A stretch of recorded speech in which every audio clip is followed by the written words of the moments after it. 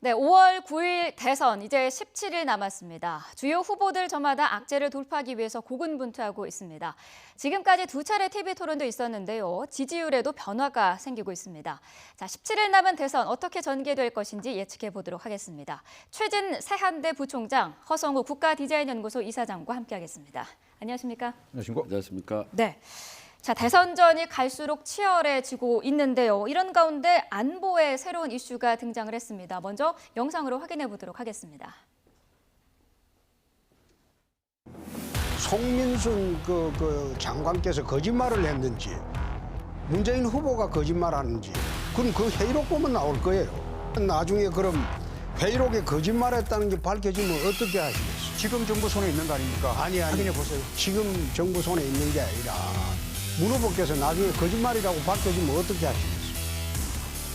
그럴 리가 없네요. 지난번에 네, 이게 지금 안보관뿐만 아니라 거짓말 논쟁으로까지 번지고 있는데요. 어떻게 보고 계십니까? 그러니까 저는 그 과거에 박근혜 정부 초기에 NLL 파동을 보는 느낌입니다. 그대로 네. 좀 비슷한 질문이 있었거든요. 그렇다면 노무현 대통령이 거짓말을 했으면 어떻게 할 겁니까? 아니면 어떻게 할까요? 똑같은 질문인데 네. 그때도 거의 한 6개월 정도 공방을 펼쳤습니다. 정말 아주 생생한데 근데 결과적으로 밝혀진 건 아무것도 없었고 그렇다고 해서 당시 문재인 후보의 지지도가 떨어진 것도 아니었고 네. 그렇다고 반대로 박근혜 정부에서 상당히 국정 운영에 탄력을 받은 것도 아니었고 결국은 용두사미로 끝나버렸거든요. 그래서 네. 이번 같은 것도 일종의 진실 게임인데 본인은 의혹을 거짓말한 거 아니냐라고 본인은 전혀 한 게 없다라고 하는 건데 네. 이걸 어떻게 밝힐 것이며 이 자체도 결국은 시간만 끌고 논란만 증폭하다가 가버리지 않을까라는 생각이 듭니다. 이를테면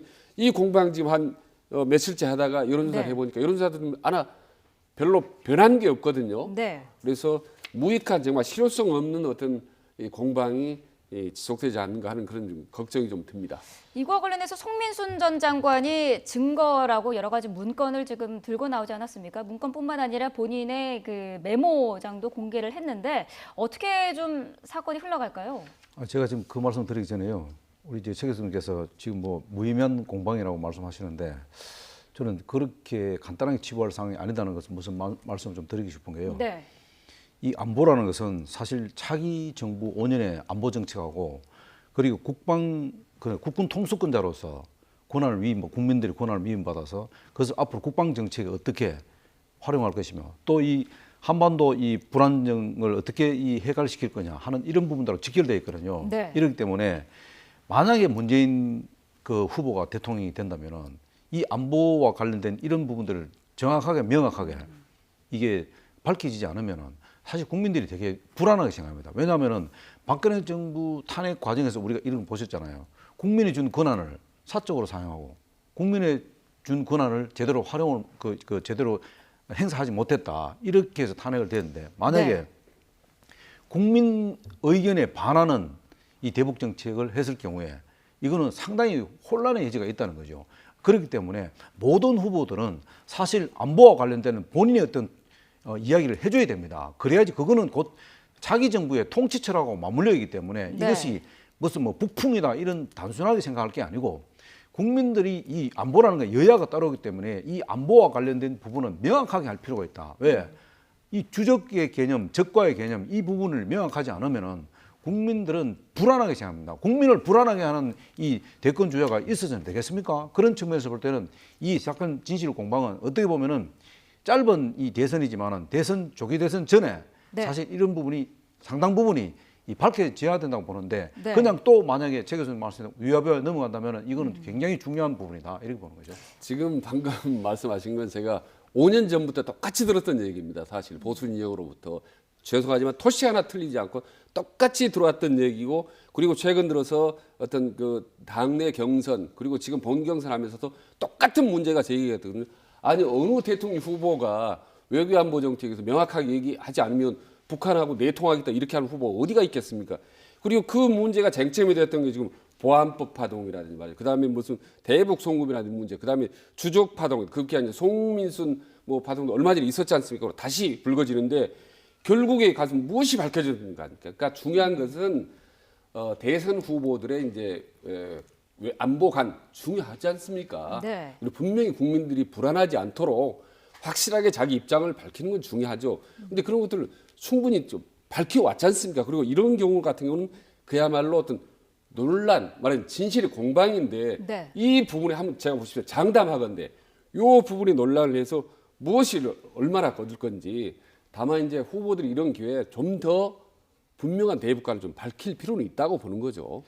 이거 지금 지실 관련해서요. 이게 지금 사실 그 2016년도에 그 2016년도에 북한의 이 핵실험 그 1차 핵실험 이후에 사실 그때만 이 그 노무현 정부 때는 2016년 때만 사실은 그 유엔 인권 결의안에 반대하고 찬성하고 나머지 그 이후에는 한 번도 찬성한 적 없습니다.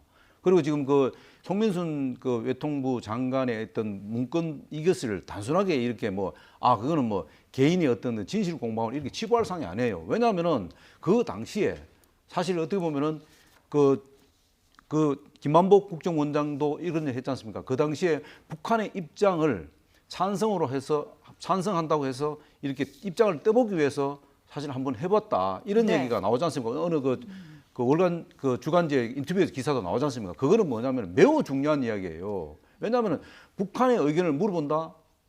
아니 지금 유엔 인권 결의안 문제를 갖고 북한에 물어볼 상황입니까 그게? 자, 그거는 예. 진실 맞습니다. 공방을 떠나서 예. 매우 중요한 이야기예요. 아니, 중요하고 그 말씀에 동의합니다. 그런데 그럼 지금 왜 그러면 그러니까, 동의하죠, 전적으로. 그런데 그 지금 말씀하신 걸 보면은 송민순의 주장이 전적으로 옳다, 이게 맞다라는 걸 전제로 하고 말씀하잖아요. 그럼 과거에 아니, 전제는 아니고요. 자, 잠시만요. 과거에 NLL 파동의 진실은 뭐였습니까? 그러면 그게 그 진실은 뭐냐 지금 밝혀졌습니까? 1년 동안 공방을 했던 게. 그리고 너무 웃기는 게요, 재밌는 게. 지금 한 일주일 전쯤에 우리나라 대한민국에서 외교안보 부분에서 가장 확실하게 잘할 후보가 누구냐 했더니 말이죠. 아시안 결과가 홍준표 후보도 아니고 안철수 후보도 아니고 문재인 후보가 나왔어요. 거기다가 홍준표 후보보다는 한 3배 정도 높고 안철수 후보는 절반 정도 높은 겁니다.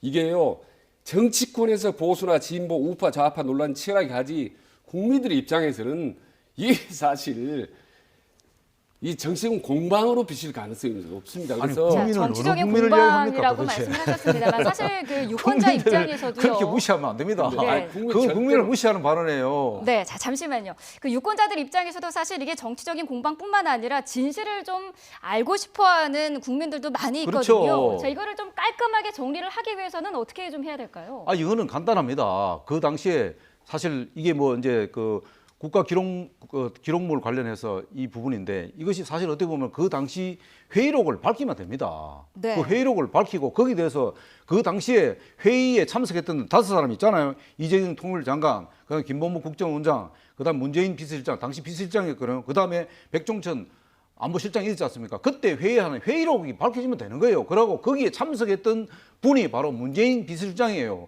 그러면 기억이 안 난다 하든가, 그러면 그 기록물을 한번 보자. 그럼 그때 내가 했던 발언이 지금 현재는 기록 안 나는데 이렇게 하면 되는 거예요. 그걸 네. 갖고 지금 기록물을 갖고 그걸 공부할 필요가 없잖아요. 아니 그렇죠. 그렇잖아요. 그 말씀도 전적으로 동감을 한다니까요. 공개하면 되는 겁니다. 그런데 지금 국정원장 같은 경우는 지금 이 문제는 공개할 수 없다고 했지 않습니까?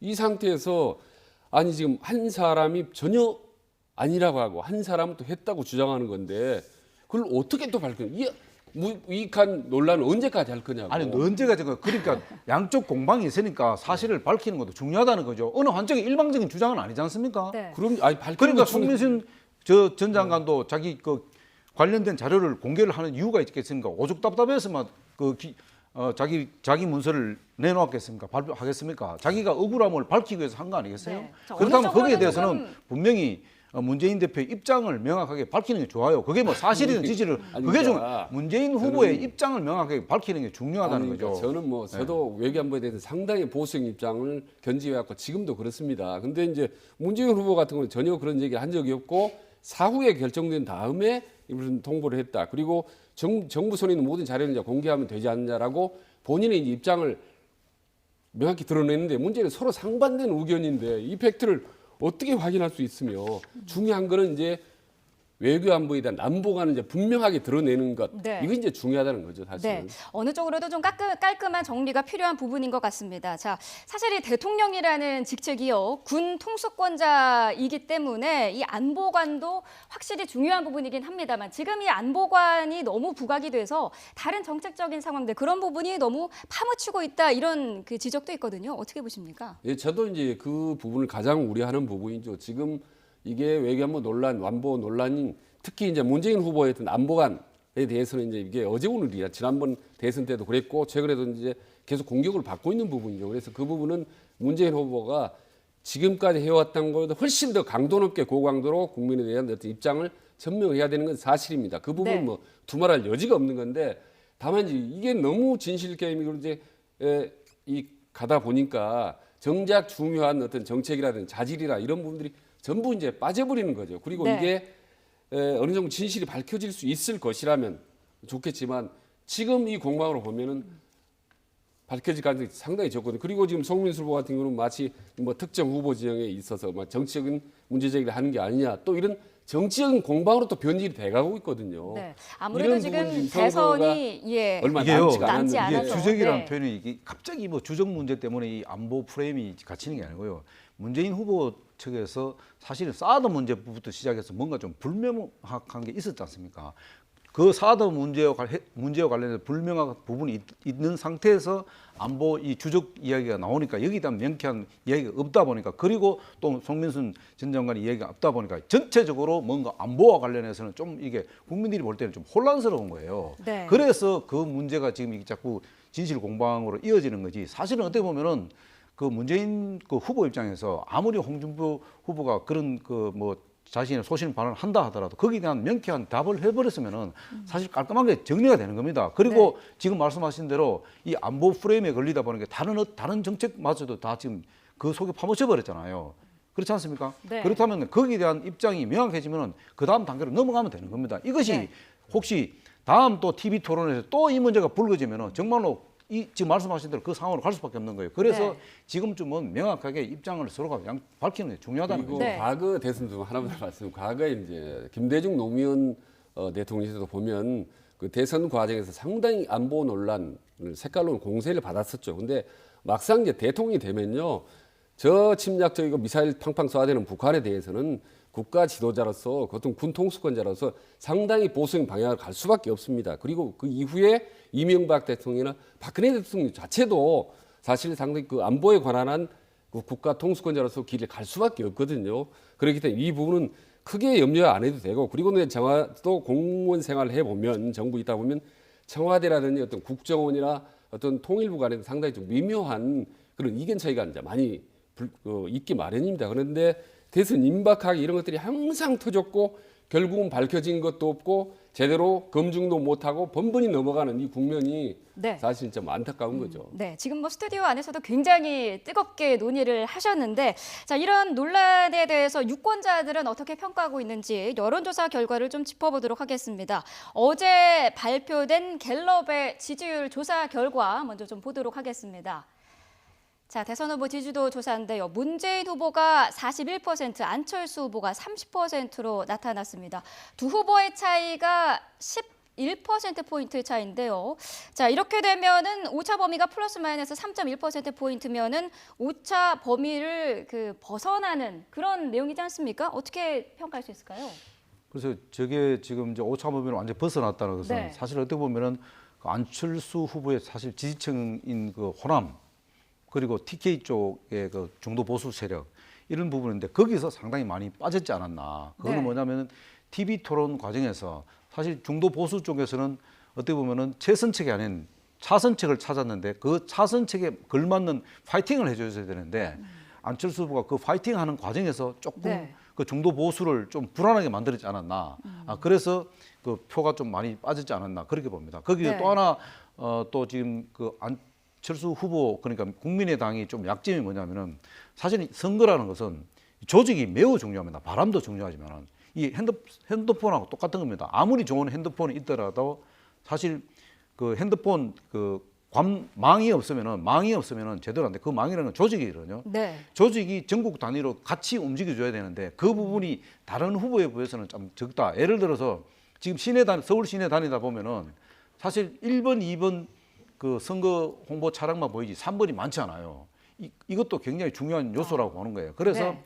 이 조직이 각 후보의 어떤 정치적 그 이슈라든가 정책이라든가 이런 부분들을 갖고 굉장히 홍보를 해주고 밑바닥에서 굉장히 치열하게 움직여줘야 되는데 그런 부분들이 조금 같이 맞물려서 적지 않았나. 그래서 아마 저 오차 범위로 상당히 그 벗어나지 않았나. 그러나 어쨌든 안철수 후보 쪽에서도 다음 주 중반이면은 뭔가 좀 정책 이슈 또 여러 가지 상황들을 갖고 뭔가 파이팅하는 그 대전환점을 만들 기회를 삼지 않겠나 그렇게 봅니다. 네. 아니, 예. 저 여론조사를 보고 이 안보 공방에 대해서 어떻게 설명을 하실 겁니까? 지금 저 조사가 4월 18일부터 20일까지 지금 실시된 여론조사인데 지금 가장 이 안보 변수가 치열하게 지금 전개된 상황인데 오히려 문재인 안철수 후보가 오차범위 훨씬 넘어서 10% 이상으로 벌어졌다. 이 부분을 어떻게 생각할 겁니까? 거기다가 안보론을 강력하게 주장했던 홍준표 후보 같은 지지도가 올라가는 게 아니라 여전히 그 답보 상태고 하나도 변화도 없어요. 그래서 저는 이 여론조사가 뭐 믿을 수가 없다라고 할 말이 없지만은 이 외에도 다른 여론조사 같은 것도 보면은 안보의 변수나 이 공방이라는 것이 한 민심에 별로 변화를 주지 않는다. 네. 그래서 분명한 안보관을 요구하는 거 이건 중요하고 필요하다. 그리고 저도 여러 차례 문재인 후보 대행에서 강력히 요구하고 비판할 거 비판해 왔습니다. 근데 지금은 안보관도 중요하지만 저게 전부는 아닙니다. 그래서 네. 정책이라는 다른 부분도 같이 병행해서 할 필요가 있고 특히 저는 다른 1위 후보를 제외한 나머지 2, 3위 후보에게 제가 전략적으로 제안을 한다면 사실 상당히 포지티브 전략, 그러니까 본인의 국정 정사진이나 안보 정책이라는 플랜 이거를 제시하는 전략으로 가지 않고 상대방을 깎아내리지 않습니까? 그러면 문재인 후보는 별로 움직이지도 않고 실제로 본인 득도 별로 없습니다. 여론조사 전략상 그리고 선거 전략상 그렇기 때문에 이런 부분들이 앞으로 남은 이 20일 정도 남지 않은 짧은 기간 동안에 네. 이런 부분은 사실 별로 아니 한 전략적으로 말씀만 잠깐만 하세요. 네. 우리 지금 책에서 누님 자꾸 안보를 갖고 자꾸 네거티브 전략으로 보는데 그거는 그렇게 생각할 게 아니에요. 안보라는 것이 어떻게 네거티브의 대상이 됩니까?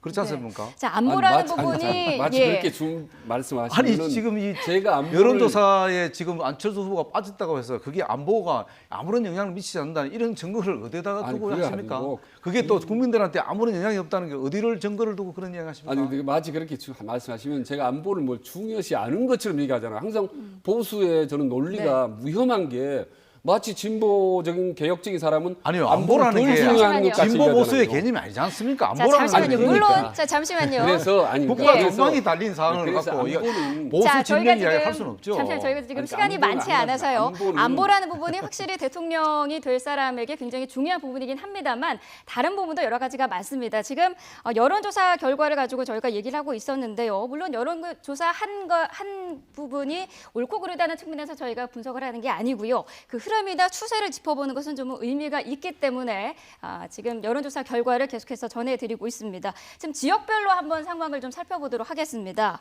자, 호남 지역에서 안철수 후보 그리고 문재인 후보가 그동안은 좀 비등한 상황이었는데요. 지금 많이 상황이 바뀌었습니다. 격차가 많이 벌어지고 있고요. 자, 그리고 다음 그래픽도 한번 보도록 하겠습니다. 자, 달고 경북 지역 또 보도록 하겠습니다. 여기서는 지금 홍준표 후보, 문재인 후보, 안철수 후보 지금 이렇게 나오고 있는데요. 홍준표 후보가 상당히 지금 오르고 있거든요. 지금 지역별로도 계속해서 좀 민심이 바뀌고 있는 것 같아요. 예. 지금 뭐 갤럽 조사 자체만 보면은 제가 아까 말씀드린 대로 홍준표 후보가 그래도 이제 TK에서 사실 어떻게 보면 원조 TK 후보 아니겠습니까? 네. 홍준표 후보가 나름대로 파이팅을 해서 어떻게 보면 이 90을 가진 자유한국당이 나름대로 지금 선전을 하고 있다고 봐는 거예요. 네. 봐야 되는 거예요. 그리고 홍준표 후보가 어쨌든 이슈 선점은 일단 제대로 했다. 거기에 대해서 TK에서는 좀 나름대로 그래도 그 홍준표 후보의 어떤 발언들이 안보와 관련된 발언들이 나름대로 먹혔다고 보는 거죠. 그러니까 네. 저것이 어쨌든 그 처음으로 홍준표 후보가 TK 지역에서 다른 후보들 앞선 거 아니겠습니까? 네. 그런 거는 상당히 그 나름대로 그 의미가 있다 이렇게 봅니다. 네, 한 가지만 좀 짧게 질문을 드리겠습니다. 지금 바른정당에서는 24일쯤에 이제 의총을 연다고 하는데요. 유승민 후보가 완주를 할 것인가 여부도 여기서 좀 논의가 되지 않겠습니까? 이제 계속 매일매일 이제 고민을 할 거라고 봅니다. 네. 그리고 아마도 본인도 최종적으로 어떻게 해야 될지를 잘 모를 거라고 봅니다. 그 결심은 바로 TK로부터 결정된다. 네. 본인이 TK에서 정치를 했고 TK 적자를 강조하고 있는데 TK에서 전혀 본인을 외면하고 지금처럼 5% 이상을 지지도가 나오지 않으면은 아마 끝까지 완주하기는 어렵다고 봅니다. 다만 네. 아까 무슨 우리 말씀하신 거 보면 마치 TK 원조 TK는 홍준표라고 단정적으로 얘기를 하셨는데 뭘 근거로 그런 얘기를 하십니까? 유승민 후보가 보면 상당히 좀 서운할 수 있지 않겠습니까? 지지도가 좀 더 나온다고 해서 원조라고 얘기는 할 수 없고 네. 다만 저는 이 표가 TK 표가 사실 아시다시피 이제 상당히 지역적인 성향도 그렇고 좀 보수적입니다. 보수이기 때문에 저는 지지도가 오르내리고 라기보다는 그 전에 상당히 홧김에 어떤 날은 속담도 있듯이 그동안에 상당히 분노했던 그런 표들이 문재인이 싫다 해서 안철수 쪽으로 가고 주위에서 맴돌았던 표들이 다시 이제 본래의 자리로 되돌아왔다. TK 네. 특유의 그런 정서대로 그래서 이른바 이제 회귀 보수 민심의 회귀로 네. 해서 홍준표가 어떤 지지도를 어느 정도로 지금 회복하고 있다고 봅니다. 네, 이번 대선 제가 확실히 조금만 더 기존의 넣어요. 지역구도와는 조금 다른 부분도 있는 것 같고요. 여러 가지 여론의 변수도 많은 것 같습니다. 자, 시간 관계상 여기까지만 듣도록 하겠습니다.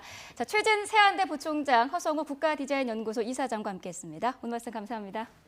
고맙습니다.